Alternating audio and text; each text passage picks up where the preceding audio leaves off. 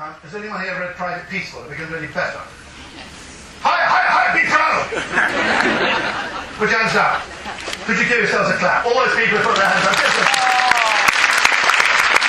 Who are the people who have not read Private Peaceful? Hands up! I have been deeply ashamed. Say after me.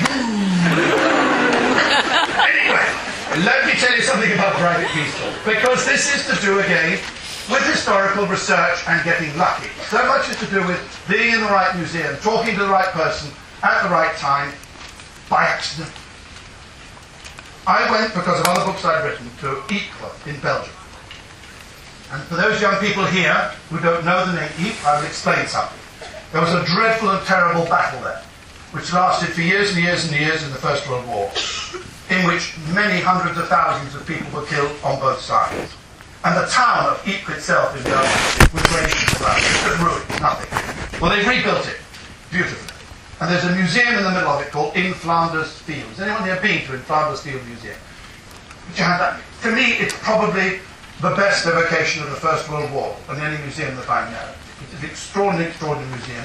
It breaks your heart when you're going through it. And the first time I went through it, I was with my friend, Michael Foreman. And we walked through. And he came past me, and I could see there was tears in his eyes, and I was feeling the same. And we knew we didn't want to talk to one another. And he went on and walked out. And I was just stood by the last exhibit on the wall. And there was a framed letter, typed letter, with the envelope there. Funnily enough, I read the envelope first.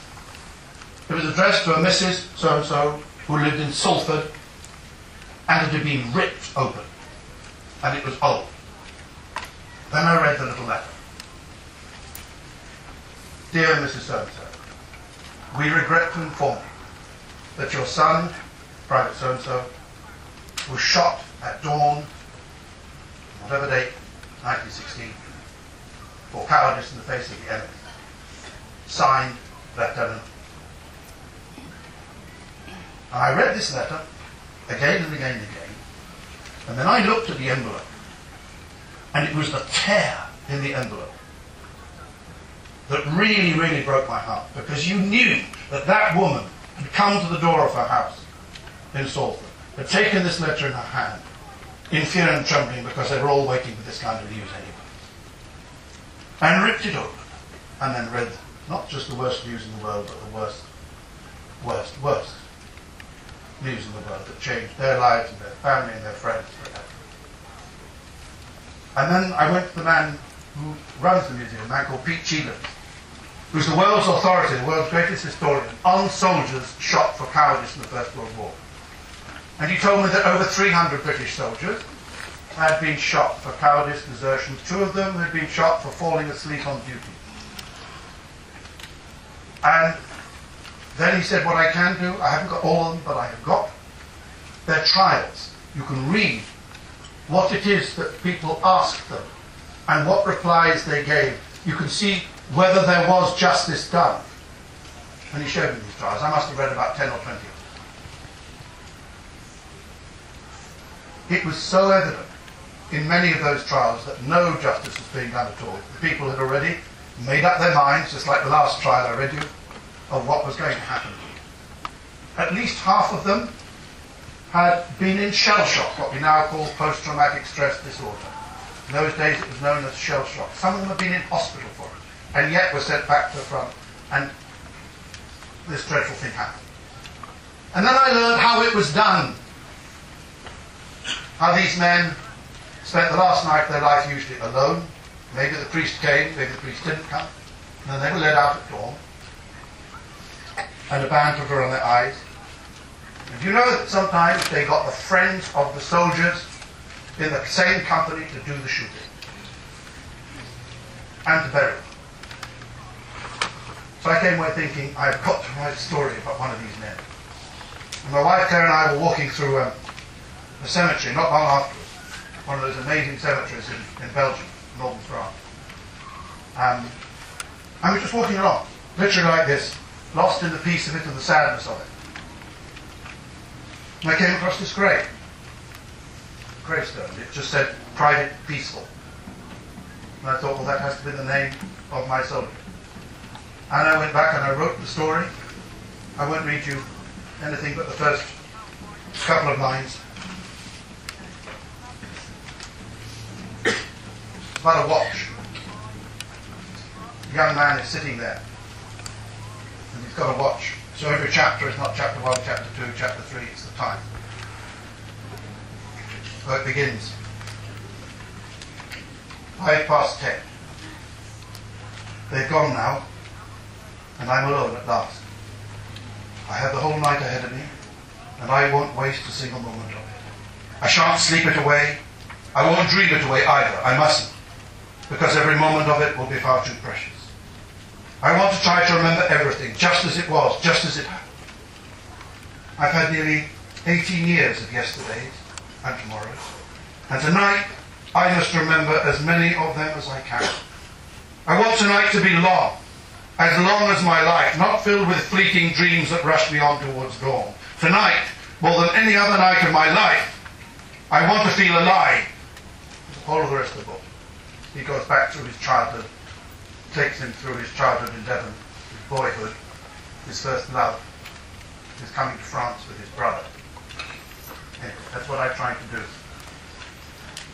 It's a difficult book to write. It's the most serious book I think I've ever written, and it's the one where I think I cried most writing, because to do it I had to become that soldier. I had to become 18. I had to be living then, and it took a lot, but I really felt it was a book I had to write. And those for me are always the best books, when they're not just stories. There's somehow, it's so important to you, you must write it. Another important book, of course, was War. Hands up those of you who've read this book. There are a few hands, not up. Put your hands down. Hands up, seen the play. That's more. I'm getting cross. Hands up, you've seen the film. Oh, God.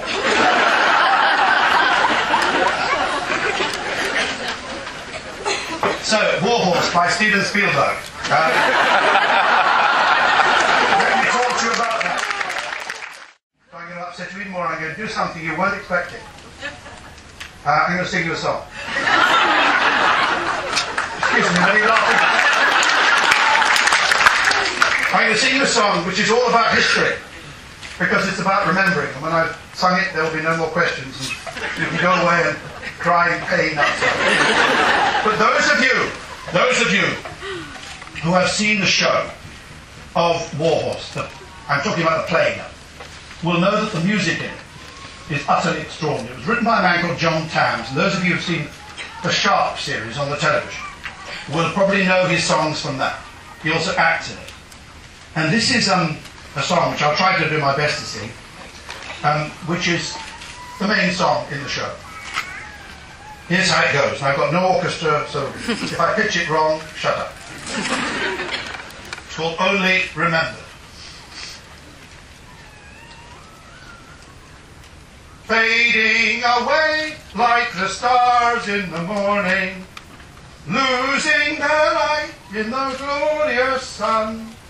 Thus would we pass from this earth and its toiling, only remembered for what we have done.